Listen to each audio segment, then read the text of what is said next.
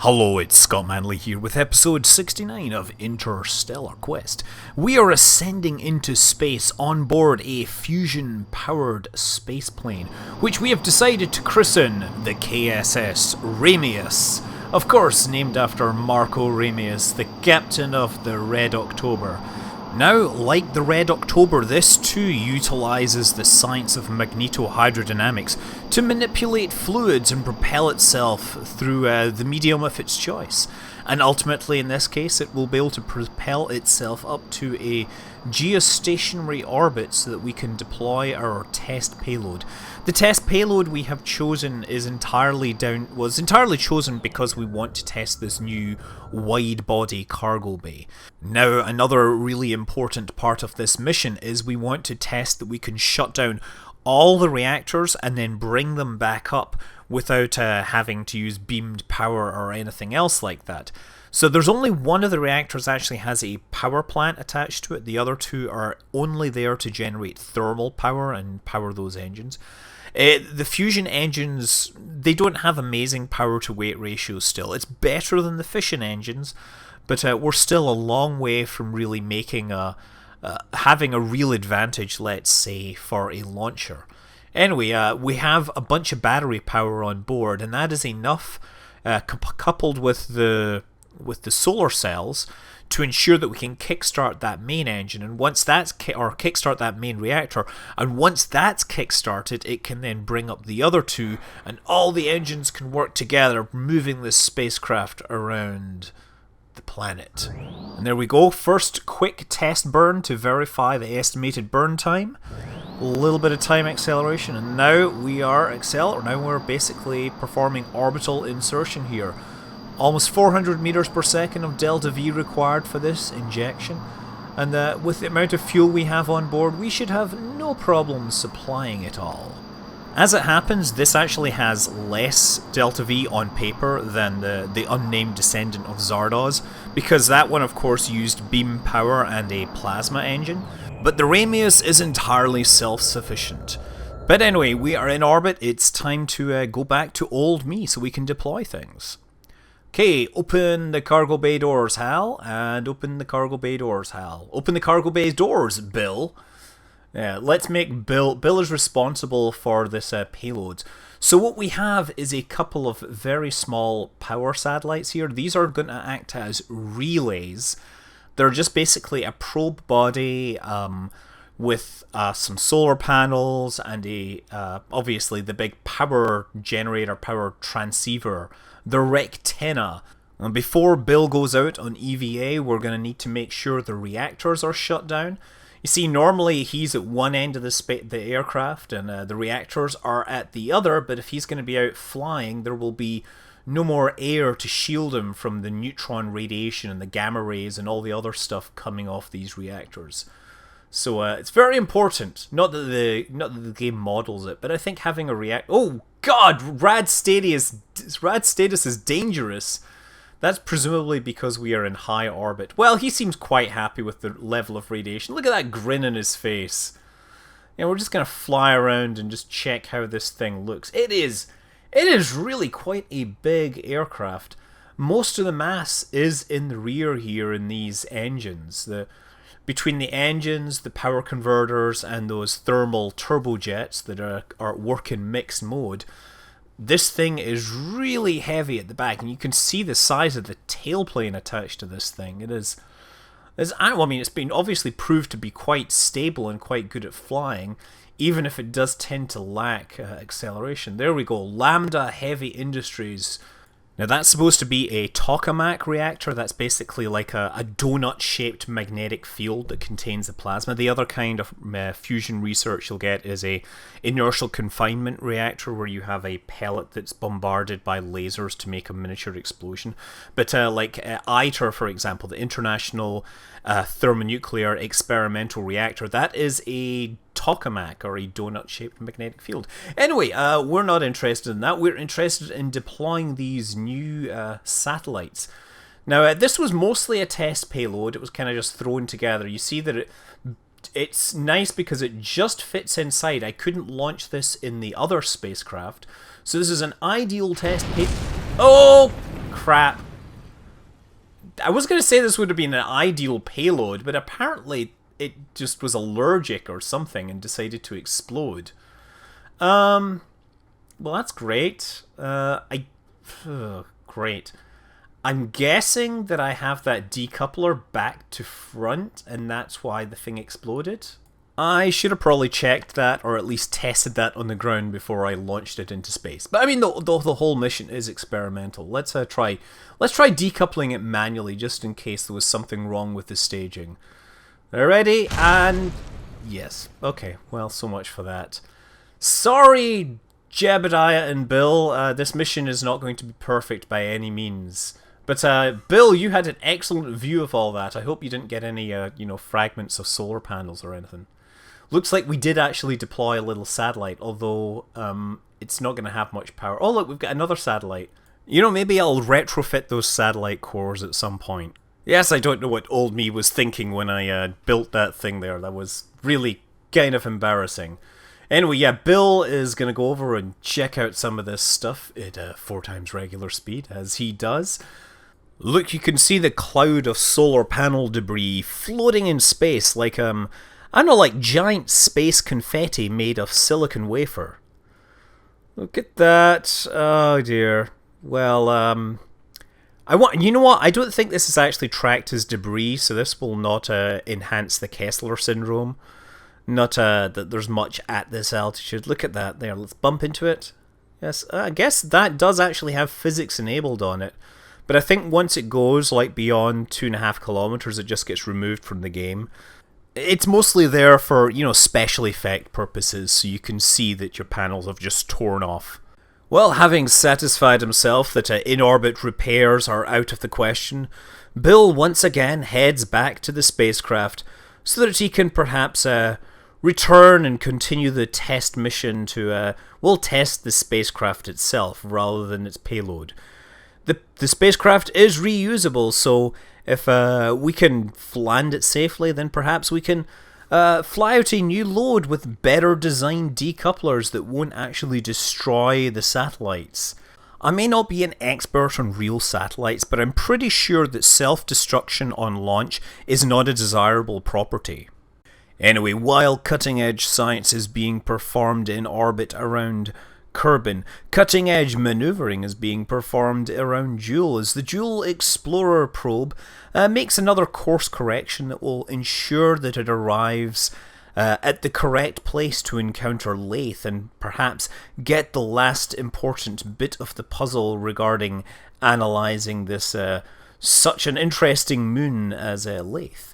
Anyway, that's obviously happening, and then moving on, we return to the moon. The moon, we have Sidzi Kerman and co. still exploring the biomes. There is the twin crater, which we have yet to collect any... we haven't collected EVA data. You can see on the edge of the crater there is our little rover, and we should maybe pay a visit to that. I don't know. But Sidzi Kerman is obviously interested in getting the personal touch, getting a Kerbin's touch on these things, because instrumentation can only tell you so much, but being able to stand on that surface and pick it up in your mitt, that provides a whole different perspective on the science of geology and everything else. Once again, the spacecraft is performing admirably, touching down on the surface at about 1 meter per second. Excellent. There we go. Now, most of the scientific instruments are not useful, but the seismometer is a new one. Nothing to worry about, really. Uh-oh, what does that mean? Nothing to worry about? Well, let's analyze it a little more, see what it's really concerned about. Okay, what have we got? A crew report. Struck by a sudden urge to say something witty, you nearly choke on your snack. Yes, very important. And Sidzi, time to go EVA and start collecting more information. What do you think, standing on the ladder? All you can think about is potatoes. Potatoes! Okay, we can store that in the pod. A little bit of jumping around here, we can actually get our hands on the content of the twin craters. Perhaps it can tell us something about the impact that would generate two craters so close together. Meanwhile, the seismometer analysis tells us that it did in fact detect a minor earthquake. Let's do an EVA report. The dust is getting into everything. Now stop standing and help me clean my visor. And a surface sample, definitely not Cheddar, Winchester, no Dorset, Blue Vinny, nah. Yes, obviously shades of the classic Monty Python cheese sketch, one of my favourites. Okay, well, let's plant a flag and come up with something appropriate. Twin craters, obviously created by a single object that must have split apart before impact. So the impactor must have split apart before impact. There we go. Yes, very important to realize that this crater is correlated in time and space. Now back on board the Ramius comes the order to return to a lower orbit in preparation for descent into Kerbal. And of course what we're going to do here is we're going to drop our periapt down to about 100 kilometers and then turn that into a circular orbit, and from there we shall actually perform the deorbit burn. So of course we can make all this faster via the power of time acceleration and post-production. There we go, bring the periapt down. 100 kilometers is a good one. If you come in from too high an altitude, the danger is that you're moving too fast and you break up, so you want your descent into the atmosphere to be as slow and careful as possible, because you don't want to bounce back into space, and similarly you don't want to be going too fast as you enter the lower atmosphere. So yeah, it's just as I said, we perform a capture burn now to more or less put this into a circular orbit, and then once we've finished circularizing, look at that, what is that thing there that we've caught flying by? Now, the engines are holding up well. They have gone through several start and restart cycles and everything is looking good. Interesting fact, there's the Jet is another one. It's the Joint European Taurus. It's also a tokamak. Now to power that, they actually can't take the power directly from the national grid.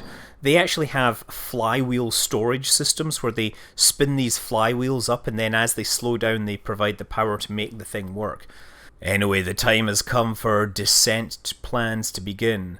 So first we start transferring some fuel forwards into the nose to make sure that we are nose heavy. Last thing we want to be doing is going unstable in an aircraft which is not really well understood just yet. As the nose comes down to the horizon, we begin our deorbit burn using just a small amount of thrust, because we want to make sure that we don't come down too quickly. And there we go here. That's 81, 79. You see the numbers descending. So we want to get it to about 30, 30 kilometers over the landing site.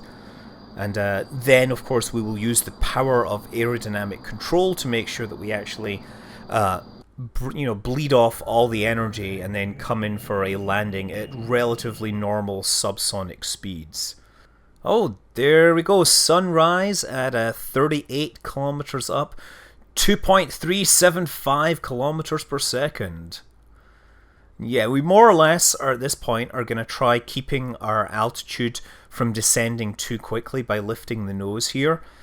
Again, the idea is that we want to bleed off the energy, but not go too high or too low. So we're going to keep the nose high, keep the nose low, and more or less keep adjusting things. We do go through a period of mild heating, but keeping the nose up and keeping the altitude from descending too quickly ensures that we don't really get subjected to a great amount of heat. It is more or less a by-the-numbers descent here. I'm not going to show you the whole thing because you know how this goes. We're more or less just flying towards our target. And once we get close, we start to think about turning left and right to kind of take off that velocity, because we are going very fast and we want to kind of get down to slower than the speed of sound. before we really descend into the lower atmosphere. If we're going too fast, of course, we risk things falling off. Now, we were going fast in this earlier, you remember, during launch, but sometimes coming back for descent, things are different because you're kind of going down quickly rather than up quickly.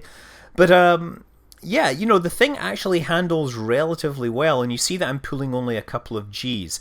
So anyway, back to old me to see how I handled it. Okay, so we're going to turn the other way now, bringing the nose up, and then very carefully turn things over. Still sitting at about 2 Gs deceleration here, but descending at about 100 meters per second. So that's like a 1 in 6 glide slope, just turning the spacecraft over and starting to pull up a little to make sure that we take off that speed. There we go. Look at the flaps working. Oh! What the hey? Mission control, we have lost a reactor. And I really mean lost. I don't mean lost power. Okay, so I think those radiators clearly were a bad plan. We still have control of this thing. Let's try rolling it, but I want to do it very carefully. I want to try and get this thing flat. Yeah. Joint between large flat radiator and fuselage body broke. Yeah, so the aerodynamics on those radiators were too much. And it looks like the bunch of my tailplanes and stuff are attached to that. Okay, this is not good. At least we're bleeding off. At least we're still losing speed. I could probably still land this if it doesn't break.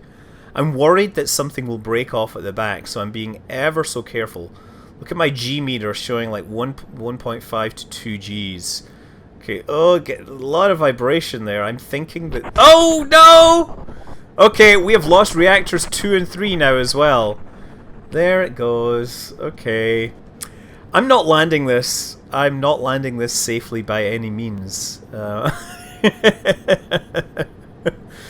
Oh dear, Jebediah, your skills are formidable, but I think you're not going to manage to land this. You will, in fact, have to resort to the escape system, which you can see we do have an escape system attached to the side. I always fit these for the experimental flights. I'm just going to ride this down till we're below like 2 kilometers so we can actually, watch the debris hit the water and see how things behave. There we go. Apparently we're flying faster than the spacecraft at this time. But it is catching up. Watch it. Don't hit us! Whatever you do, don't hit us! Okay, there it goes. This is just like nose diving into the water. There's going to be nothing left here.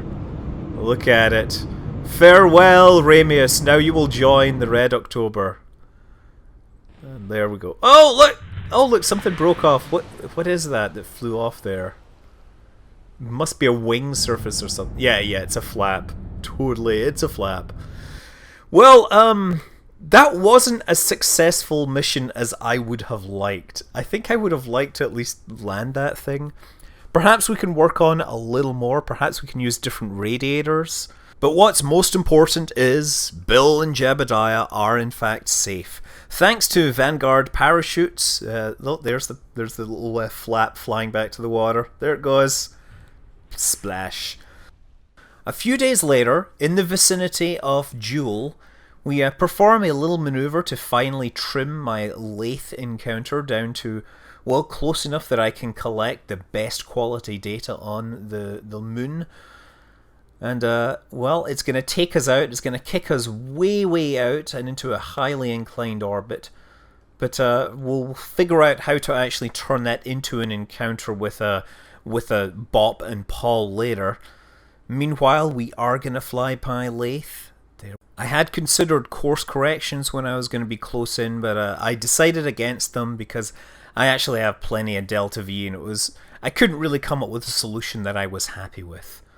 So yes, this is Laythe up close once again. You've obviously seen it close. I should have really collected the data on the other spacecraft, but they didn't have magnetometers, I don't believe.